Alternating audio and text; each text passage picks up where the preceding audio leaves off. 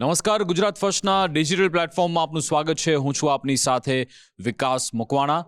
તો આ વિડીયોને તમે થોડા ફોટોગ્રાફ જોઈને સમજી ગયા છો કે હું એ કયા ઘટનાક્રમ વિશે વાત કરવા જઈ રહ્યા છું. તમને ખ્યાલ છે હરિયાણાના સોનીપતનો એ આખો કિસ્સો કે જેમાં દીકરીઓ પોતાના જ પિતાની અંતિમ વિધિ લાઈવ જોઈ રહી છે. વિડીયો કોલથી પોતાના પિતાની એ અંતિમ સંસ્કારની પ્રક્રિયા જોઈ રહી છે અને એના કારણે આખો દેશ હચમચી ઉઠ્યો છે કે શું સંસ્કારોના જ અંતિમ સંસ્કાર થઈ ગયા છે, શું આ બધા કળિયુગના સંકેત છે. એ વાત અત્યારે થઈ રહી છે. પણ હવે જેમ જેમ બધી વિગતો આવતી રહી, વિગત એવી મળી છે કે આ ત્રણેય દીકરીઓ માતાના અંતિમ સંસ્કારમાં પણ નહોતી પહોંચી. તમે વિચારો કે પિતાનો તો આખો કિસ્સો છે, પણ માતા પણ જ્યારે ગુજરી ગઈ ત્યારે પણ આ દીકરીઓ એમના અંતિમ સંસ્કારમાં નહોતી પહોંચી. અને તમે જે પણ દર્શકો સાંભળી રહ્યા છો, તમે જુઓ કે તમારા જીવનમાં તમને ખ્યાલ હશે કે જ્યારે તમારો જન્મ થયો, તમે આ દુનિયામાં આવ્યા, એ માતા કે જેણે 9 મહિના તમને કોખમાં રાખી, તમને તમારું પાલન પોષણ કર્યું, એ દર્દ સહન કર્યો, તમને આ દુનિયા બતાવી, તમારી આંગળી પકડીને તમને શાળાએ લઈ ગયા હશે, તમને તમારા જીવનના તમામ ઉતાર ચઢાવમાં એ માતા પિતા તમારી સાથે રહ્યા. દરેક તબક્કે તમારા જીવનના એ તમામ પ્રવાસમાં એ માતા પિતા તમારી સાથે રહ્યા. જ્યારે તમારે શાળાએ જવાનું હોય, ત્યારબાદ તમારે કોલેજ જવાનું હોય, તમે કોઈ અન્ય શહેરમાં જઈ રહ્યા છો કે પછી બહારગામ જઈ રહ્યા છો કે પછી વિદેશ જઈ રહ્યા છો, એરપોર્ટ જઈ રહ્યા છો, બસ સ્ટેશન છે, રેલવે સ્ટેશન, એ તમામ પ્રવાસમાં એ માતા પિતા તમારી જોડે એ અંતિમ પ્રવાસમાં આવવાની વાત કરતા હોય છે કે તમે અહીંયાથી જઈ રહ્યા છો બહાર. ત્યારે પણ જ્યારે માતા પિતાનો અંતિમ પ્રવાસ આવ્યો, માતા પિતા જ્યારે અંતિમ યાત્રા એમની આવી રહી છે, ત્યારે એ દીકરા દીકરીઓ પાસે સમય જ નથી. કંઈક આવું અહીંયા થયું છે. આ વિડીયો તમે લોકો જોઈ ચૂક્યા હશો કે જેમાં એક પિતા કે જેની અર્થી સજેલી છે અને ત્યાં હવે ચિતા પર એ પિતા સૂતેલા છે અને એક વ્યક્તિ એ ફોન લગાવે છે, વિડીયો કોલ કરે છે. અને વિડીયો કોલમાં તમે જુઓ કે દીકરી, એ ઘરની મોટી દીકરી, એ વિડીયો કોલથી બધું જોઈ રહી છે કે આ પિતાની અંતિમ ક્રિયા થઈ રહી છે, ત્યાં લાકડા લગાવવામાં આવી રહ્યા છે, મુખાગ્નિ આપવામાં આવી રહી છે અને બધું જ એ લાઈવ જોવે છે. કેમ કે દીકરી પાસે સમય નથી, એ લોકોને રજા નથી મળતી, એ લોકો અહીંયા નથી પહોંચી શકતા. અને એવું નથી કે દીકરી ખૂબ દૂર રહે છે, એવું નથી કે આ દીકરીઓ અમેરિકામાં રહે છે, કોઈ ઓસ્ટ્રેલિયામાં રહે છે, કોઈ કેનેડામાં છે, કોઈ લંડનમાં છે, કોઈ દુબઈમાં છે, એવું નથી. આ દીકરીઓ અહીંયા જ રહે છે. ક્યાં છે? એક દીકરી છે મુંબઈમાં, એક દીકરી છે યુપીના આઝમગઢમાં અને ત્રીજી છે નેપાળમાં, કાઠમંડુમાં. એટલે કે ત્રણેયના ડિસ્ટન્સની વાત કરીએ તો 24 કલાકમાં આરામથી એ અહીંયા પહોંચી શકે છે. બાય રોડ આવે તો પણ આરામથી એક જ દિવસમાં હરિયાણાના સોનીપત એ પહોંચી શકતા હતા, પણ એ લોકો ન પહોંચ્યા કારણ કે એમની પાસે સમય નહોતો. આખી કહાની છે એ શિવચરણ રામરતનની. 74 વર્ષીય એ રામરતનજી કે જે એક સમયે મુંબઈના એક પ્રખ્યાત બિઝનેસમેન હતા, કપડાના વેપારી હતા, આલિશાન ઘર હતું, સંપત્તિ હતી અને એમણે તમામ જવાબદારી એમણે નિભાવી. એમણે પોતાના જે દીકરીઓ છે એનું પાલન પોષણ કર્યું, એમને શિક્ષણ આપ્યું, એમનું ધ્યાન રાખ્યું, એમને ભણાવ્યા, ગણાવ્યા. 2 દીકરીઓ તો પાછી ટીચર છે. અને એટલું જ નહીં, ત્રણેય દીકરીઓના ધામધૂમથી લગ્ન કર્યા, તમામ જવાબદારી એમણે પૂર્ણ કરી. પણ પછી એમના જીવનમાં જેમ કહું છું ને કે જે ટર્નિંગ પોઈન્ટ આવે છે, એવો ટર્નિંગ પોઈન્ટ એવો આવ્યો કે અચાનક એ રામરતનજી કે એમનો જે બિઝનેસ છે એ ઠપ પડી ગયો. એમનો જે ધંધો છે એ ભાંગી પડ્યો હતો. જો કે એમણે તમામ પોતાની જવાબદારી તો નિભાવી હતી, એટલે એમને કદાચ હતું કે હવે દીકરીઓ એમનો સહારો બનશે. અને એટલા માટે જ એક દીકરી કે મુંબઈમાં એમની સાથે એ રહેવા માટે ગયા, માતા પિતા બંને, કે કેમ કે એમની પાસે ઘર કેવું હતું નહીં. પછી સમય આવ્યો ત્યારે રામરતનજીને ખબર પડી કે આ દુનિયામાં ફક્ત પૈસો જ બધી ચીજ છે, પૈસાની જ કિંમત છે. એટલે એમને સમજમાં આવવા લાગ્યું હતું કે કદાચ દીકરીઓને ગમતું નથી કે હું અહીંયા બંને પતિ પત્ની જોડે રહી રહ્યા છે.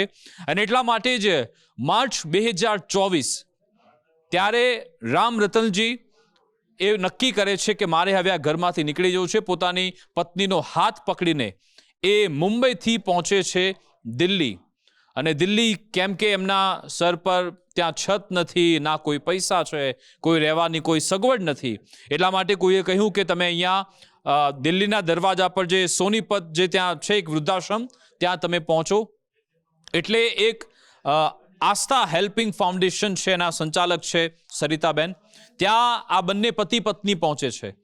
અને કેમ કે જે પતિ પત્ની છે એટલા બધા નિરાશ હતા, એટલા બધા માયુસ હતા કે ત્રણ દીકરી છે, છતાં પણ એમને વૃદ્ધાશ્રમમાં આવવું પડ્યું. પણ ખેર, એમણે એ સ્વીકારી લીધું કે ચલો હવે પતિ પત્ની અહીંયા સાથે રહીશું અને પછી જીવન અમારું અહીંયા જ, અમારી આ કિસ્મત છે તો અમે એને સ્વીકારીને અહીંયા જ અમે પસાર કરીશું. પણ કેમ કે એમના જે પત્ની છે, શિવચરણ રામ રતનજીના જે પત્ની છે, એ બધું જોઈ નતા શકતા કે મારો પતિ કેવી હાલતમાં છે. મારા પતિ કે એક સમય એની શાન હતી, એનો આલિશાન બંગલો હતો, એનો વેપાર ધંધો હતો, અને એણે જ આ પોતાની દીકરીઓને સેટ કરીને હવે દીકરીઓ એની સામે જોતી નથી, અને મારા પતિની કેવી હાલત થઈ છે. અને ઉપરથી ઘરમાં દીકરીઓનું જે વર્તન હતું એના કારણે માતા ખૂબ પરેશાન હતી.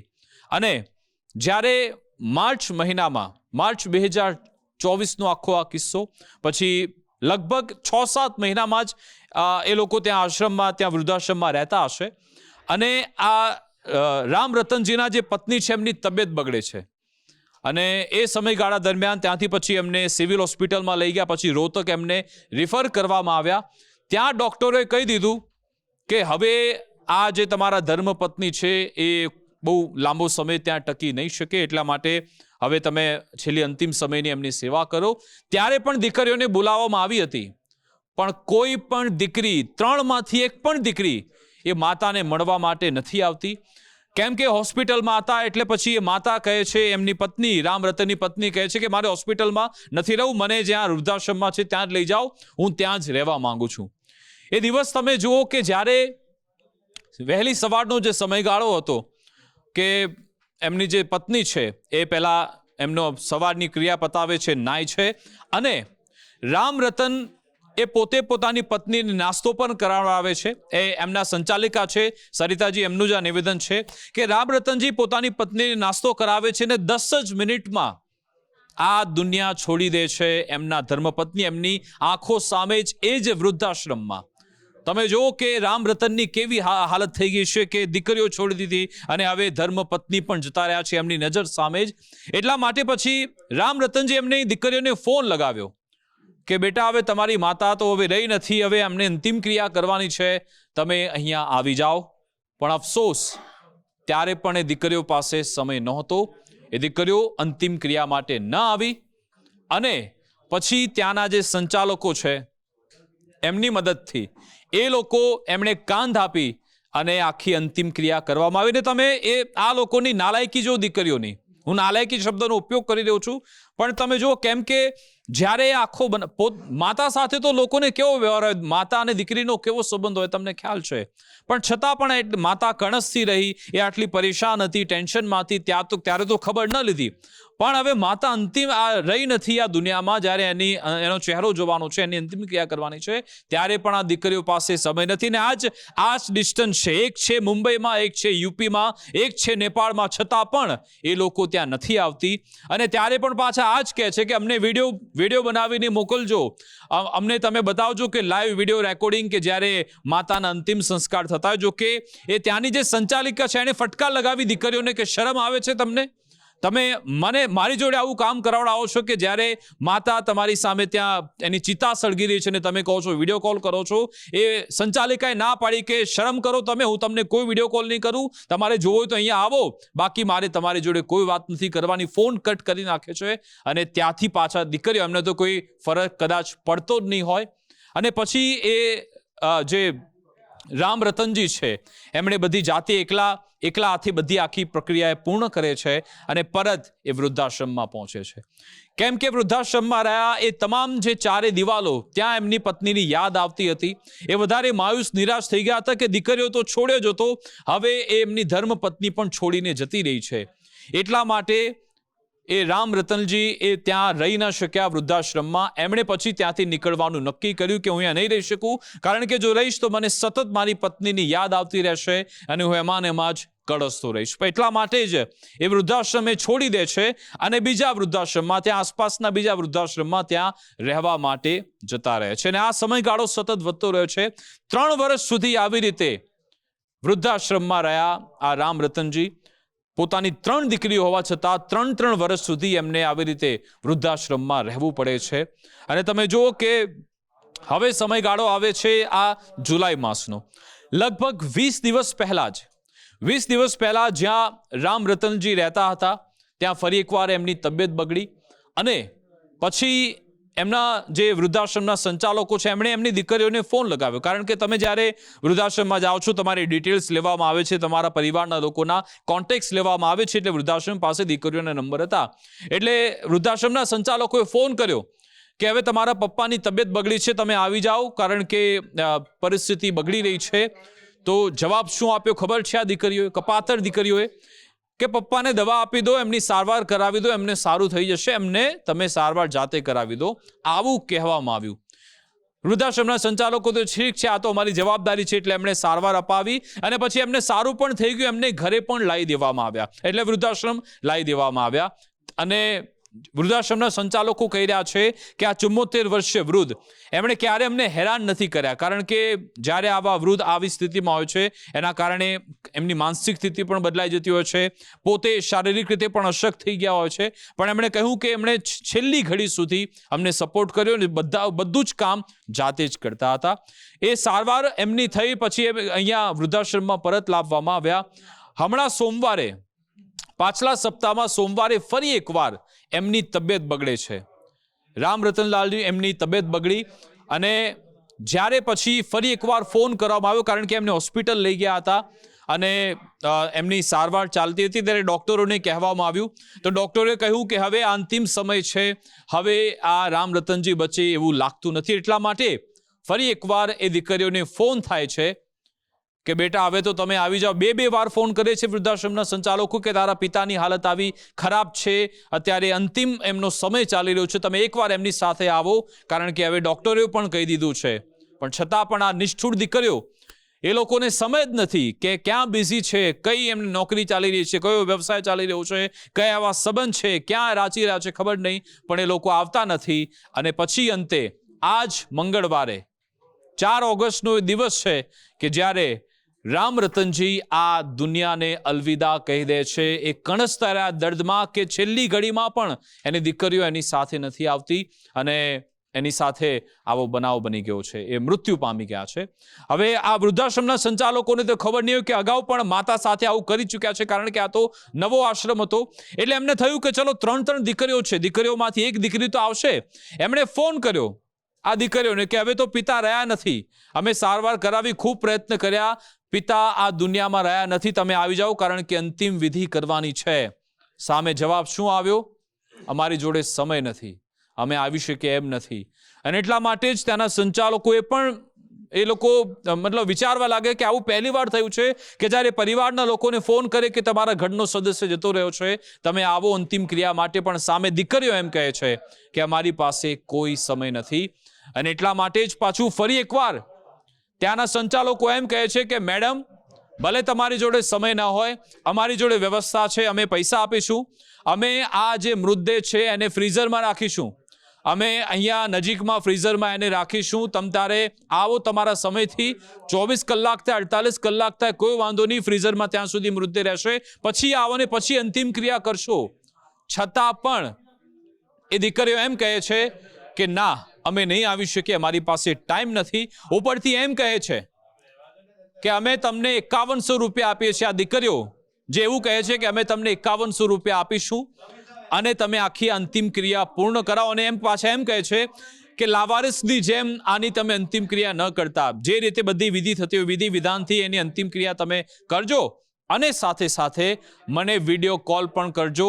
અને એટલા માટે જ એમને કહેવામાં આવ્યું કે તમે જ્યારે અડધી લઈને આવો, જ્યારે તમે કાંદ આપો, એ બધા વિડીયો બનાવજો અને જ્યારે પછી મુખાગ્નિ આપવાની આવે ત્યારે મને તમે વિડીયો કોલ કરજો. ને પછી આ શખ્સ એમને વિડીયો કોલ કરી રહ્યો છે અને વિડીયો કોલમાં પણ તમે વિડીયો તમને બતાવીશ, તમે સાંભળજો. દીકરી એમ કહે છે કે કેટલી વાર લાગશે, પિતાની ચિતા અહીંયા સજેલી છે, અહીંયા મુખાગ્નિ આપવામાં આવી અને એટલો પણ સમય નથી. અને સામે વ્યક્તિને પૂછે છે હજી કેટલી વાર છે, મારે નાહવાનું બાકી છે, મારે ચૂલો સળગાવવાનો છે. આવી વાત એ દીકરી કહી રહી છે આ વિડીયો કોલમાં. એટલો પણ સમય નથી કે અહીંયા આવતી તો છે જ નહીં, પણ જે વિડીયો કોલમાં પણ એની પાસે એટલો સમય નથી કે જ્યારે પિતાની અંતિમ ક્રિયા ચાલી રહી છે તો એમાં સહભાગી થાય.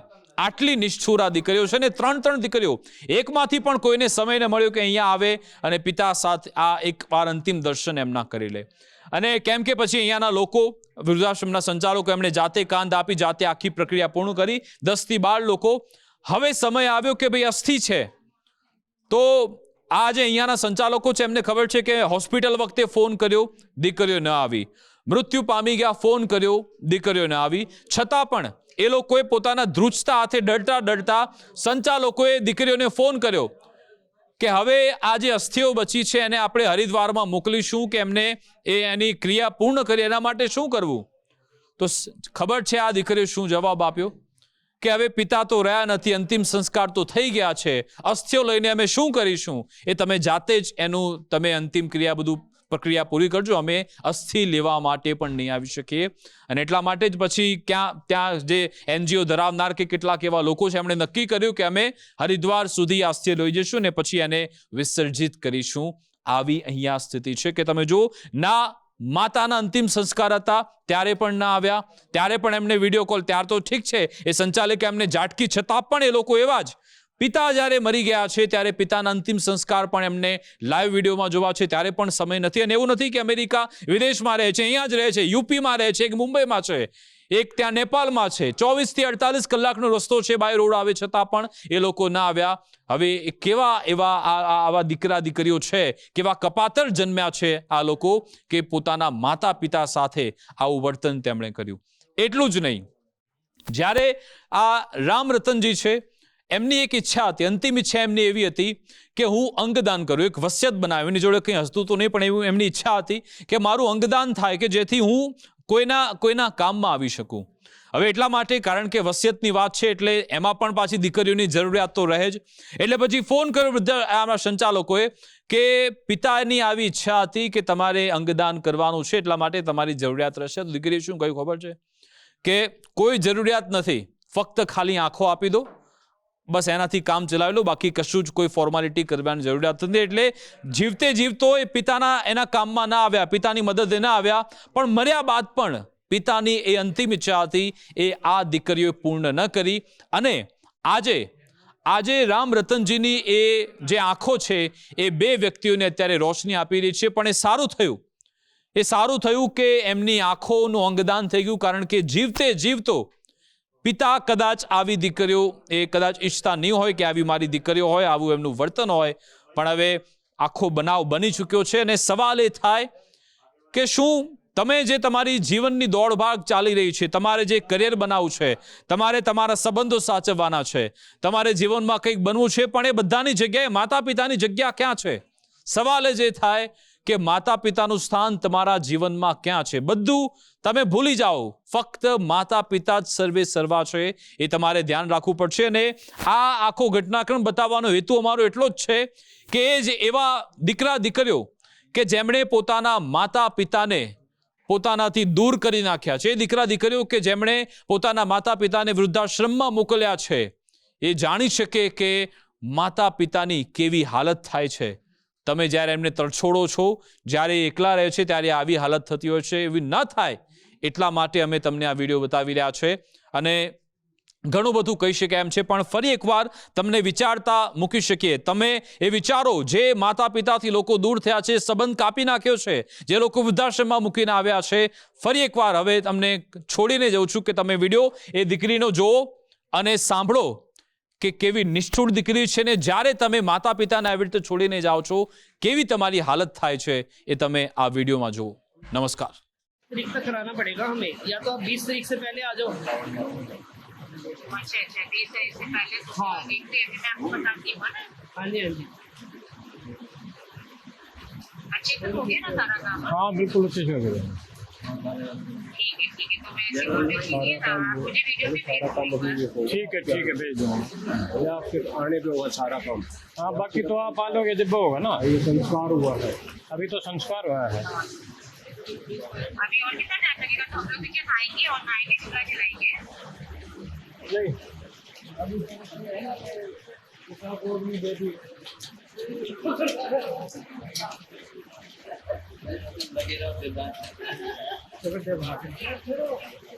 नहीं सर, ये नहीं चल रही।